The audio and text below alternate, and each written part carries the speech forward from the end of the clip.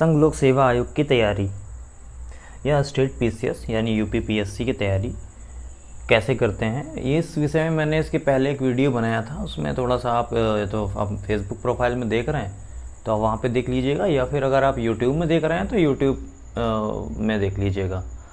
देखिए, सबसे महत्वपूर्ण चीज़ ये है कि मैंने इसके पहले बताया था कि लोक सेवा आयोग और राज्य लोक सेवा आयोग में अगर तैयारी कर रहे हैं, खासकर उत्तर प्रदेश के रहने वाले हैं आप, तो ज़्यादा विशेष दिक्कत नहीं होती। आपको प्रीलिम्स और मेंस की परीक्षा एक साथ देनी है, ये आप पहले समझ लीजिए। उसके बाद सबसे महत्वपूर्ण बात आती है कि आखिर चलिए ठीक है, मुझे आपने सब बताया, तैयारी कैसे करें। तो देखिए, तो इसके लिए तो आप अगर ऑनलाइन सोर्सेस से पढ़ रहे हैं तो आप सबसे पहले 4 विषय पकड़िए, और 4 विषय एक साथ आपको समाप्त नहीं करने, अपने हिसाब से एक पेयर बना लीजिए। देखिए, सबसे महत्वपूर्ण क्या है कि यूपीएससी की तैयारी के दौरान इतने ज़्यादा चीज़ें उपलब्ध हो गई हैं कि अब व्यक्ति अगर पढ़ने गया तो उसको समझ में नहीं आता शुरू कहाँ से करें। कोई कहता है एनसीईआरटी पढ़ लो, कोई कहता है कि कुछ पढ़ लो, कोई कहता है कुछ पढ़ लो। तो इस बारे में मैं चर्चा करना चाहूँगा, ज़्यादा लंबी चर्चा न करके कुछ मिनटों में करूँगा, क्योंकि कुछ अपनी बात भी कहनी है। अब यहाँ तक आपने अगर बात सुनी है तो मैं एक इसको एडवर्टाइजमेंट के तौर पे मैं प्रचारित कर रहा हूँ। देखिए, मैंने अभी किसी कोचिंग संस्थान में पढ़ाना शुरू नहीं किया। मैं अभी ये जानना चाहता हूँ कि कौन कौन पढ़ना चाहता है ऑफलाइन। यदि आप रायबरेली ज़िले के रहने वाले हैं तो मैं थोड़ा सा चाहता हूँ कि ऑफलाइन बताऊँ, ज़्यादा एक्सपेंस ना हो, आसानी से इंसान पढ़ सकता है, आके समझ सकता है। चलिए आगे बात शुरू करते हैं। देखिए, सबसे पहली बात आप ये समझिए कि यदि आपको यूपीएससी या स्टेट पीसीएस की तैयारी करनी है तो आपको 4 विषयों में समझ अपनी बढ़ानी होगी। 4 विषय कौन से हैं? देखिए, अर्थशास्त्र पढ़ना होगा आपको, अर्थशास्त्र के बाद भूगोल, इतिहास, और भूगोल, इतिहास, अर्थशास्त्र और संवैधानिक जानकारी के लिए पॉलिटी, इतनी चीज़ें पढ़नी पड़ेंगी। अब आप ये समझ रहे हो, आपको ये समझना है कि हमको कैसे तैयार करना है, कैसे चीज़ों को तैयार। देखिए, आप जैसे सपोज दैट आप भारत में बैठे हुए हैं, आपको भारत के बारे में या किसी भी दुनिया के किसी भी देश के बारे में जानना, तो देखिए सबसे ज़रूरी है उसकी भौगोलिक स्थितियाँ, उस देश का विस्तार कहाँ से कहाँ तक है, उस देश में क्या खास है भौगोलिक दृष्टिकोण से। यानी अगर आप ये जानेंगे तो उसके आप रिसोर्सेज के बारे में समझेंगे, यानी जैसे वहाँ पे कितनी नदियाँ हैं, पहाड़ हैं, झरने हैं, बर्फ़ है, रेगिस्तान है, या कृषि योग्य बहुत अधिक उत्तम ज़मीन है, उस देश की जो समुद्री सीमा कितनी बड़ी है, इत्यादि। तो ये सब चीज़ें आपको कहाँ से जानने के लिए मिलेंगी? आपको भूगोल से जानने के लिए मिलेंगी। आप ये जान गए तो आपको क्या जानना है? आपको इतिहास के बारे में समझना होगा ना, उस देश का अतीत कैसा रहा, तभी तो आप वर्तमान में कुछ कर पाएंगे उस देश के लिए। भारत के कॉन्टेस्ट, भारत के नज़रिए से देखिए, अगर मैं अगर कहूँ कि अगर हम सब यूपीएससी की तैयारी कर रहे हैं और हमको अगर एज ए डिस्ट्रिक्ट मजिस्ट्रेट किसी ऐसे ज़िले में भेजा गया जहाँ की परिस्थितियाँ अलग हैं, और हमको वहाँ की परिस्थितियों में ढलना है, और उन परिस्थितियों में जो समस्याएं उत्पन्न हैं उसी परिस्थिति के दायरे में रहकर उन समस्याओं का समाधान करना है। महत्वपूर्ण ये है। उसके बाद क्या है?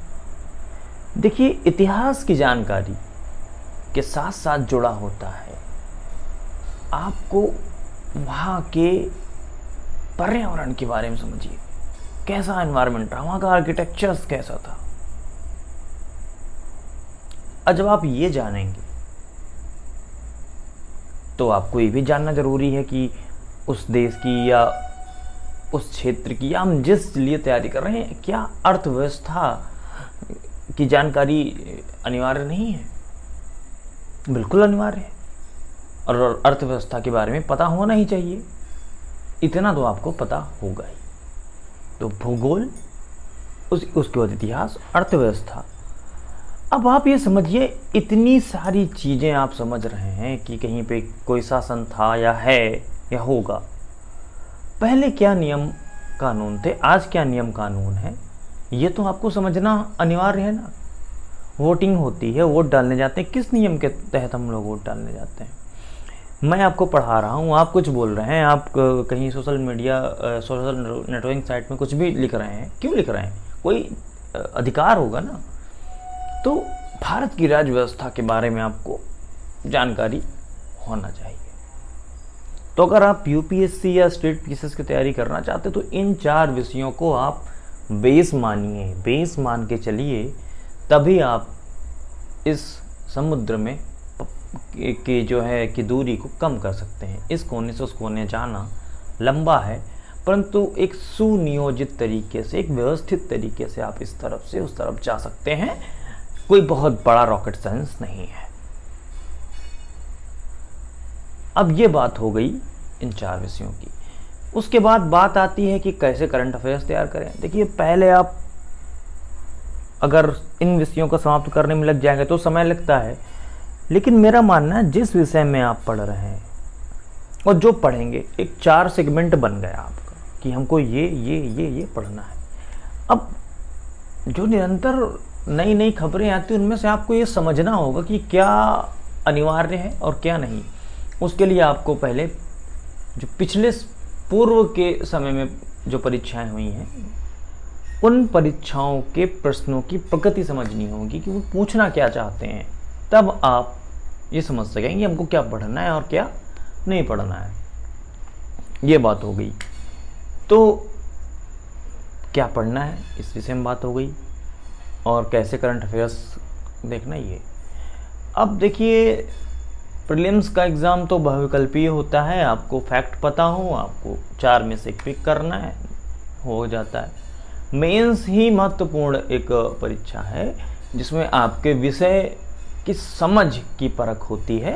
फैक्ट से भी आपका काम नहीं चलता। तो इसके लिए आपको इन 4 विषयों को एक साथ ऐसे तैयार करना है कि आपको मेंस में भी मदद कर सके। तो इसलिए आपको कोचिंग की आवश्यकता पड़ती है। कभी कभी नहीं पड़ती है, क्योंकि अगर आपके अंदर अंडरस्टैंडिंग डेवलप है तो आपको किसी कोचिंग की आवश्यकता नहीं है। पर अगर आपको समझना है चीज़ों को तो आपको कोचिंग की आवश्यकता होती है, अध्यापक की आवश्यकता पड़ती है। तो अपने हिसाब से देख लीजिएगा आप कहाँ, अगर बाहर के रहने वाले हैं तो आप उसी हिसाब से यूट्यूब वगैरह में बहुत सारी सुविधाएं हैं।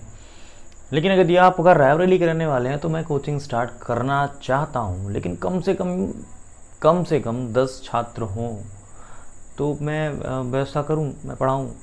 और मैं 2 घंटे की क्लास लूँगा, डेली लूँगा, और एक विषय को पढ़ाऊँगा। एक विषय पढ़ाने का मतलब ये है कि देखिए 2 घंटे मैंने आपसे ले लिए, उसके बाद आपको उस विषय में निरंतर 1 घंटे का समय और आपको करंट अफेयर से जुड़े 1 घंटे का समय, इतना तो आपको देना ही होगा। अगर आपके पास लंबा समय है, 1 साल का आप समय लेके चल रहे हैं, लगभग मैं आपके जीएस का पोर्शन समाप्त करवा दूंगा, ये मेरी जिम्मेदारी है। वैकल्पिक विषय की बात किसी और दिन। यहाँ तक जुड़े रहने के लिए बहुत बहुत धन्यवाद। अगर फेसबुक में आपने ये वीडियो सुना है तो कम से कम आप शेयर कर देंगे तो मुझे थोड़ा सा आसानी हो जाएगी। यूट्यूब में अगर आप सुन रहे हैं तो चैनल को सब्सक्राइब कर लीजिएगा, लेकिन अगर आप फेसबुक में हैं तो कृपया शेयर कर दीजिएगा। तो जिस व्यक्ति को पढ़ना होगा, मेरे आसपास को होगा, मेरी भी थोड़ी मदद हो जाएगी फाइनेंशियल, और जो पढ़ना चाहेगा उसको भी मदद मिलेगा। तो अगर आपने यहाँ तक वीडियो देखा है तो बहुत बहुत धन्यवाद। जय हिंद, जय भारत।